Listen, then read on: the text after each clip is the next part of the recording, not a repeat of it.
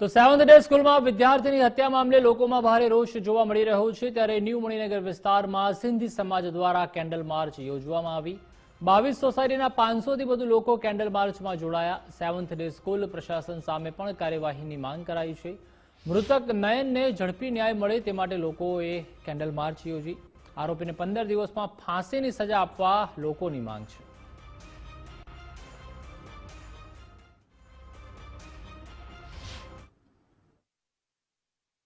માર્ચનું આયોજન કર્યું છે।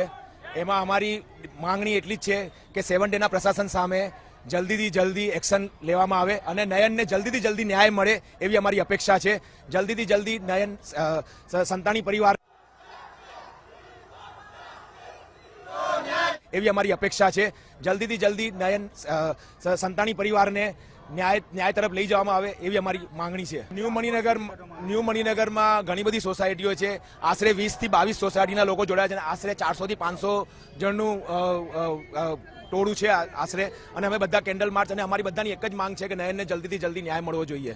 બપોરે મણિનગરમાં ભવ્ય રેલી બાદ હવે ન્યૂ મણિનગર ખાતે પણ સિંધી સમાજના લોકો દ્વારા વી વોન્ટ જસ્ટિસ ના નાદ સાથે રેલી જે છે કાઢવામાં આવી છે। કેન્ડલ માર્ચ સાથે આ રેલીનું જો આયોજન કરવામાં આવ્યું છે। મોટી સંખ્યામાં લોકો જે છે એ આ કેન્ડલ માર્ચની અંદર જોડાયા છે।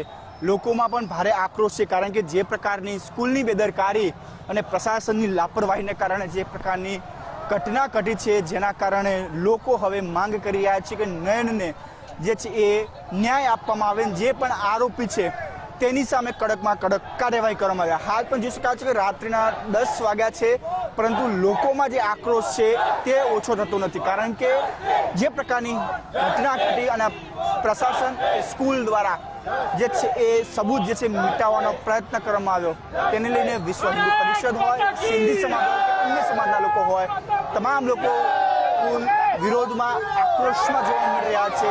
સાથે આજ મણિનગર, વટવા સહિતના વિસ્તારોની અંદર બંધનું એલાન આપવામાં આવ્યું હતું, પરંતુ આ તમામ લોકોની એક જ માંગ છે કે જે આરોપી છે તેને 15 દિવસની અંદર ફાંસીની સજા આપવામાં આવે અને જે નયન નામનો છોકરો છે તેને ન્યાય આપવામાં આવે। કેમેરામેન યજ્ઞ મોહન સાથે રાહુલ ત્રિવેદી, ગુજરાત ફર્સ્ટ, અમદાવાદ।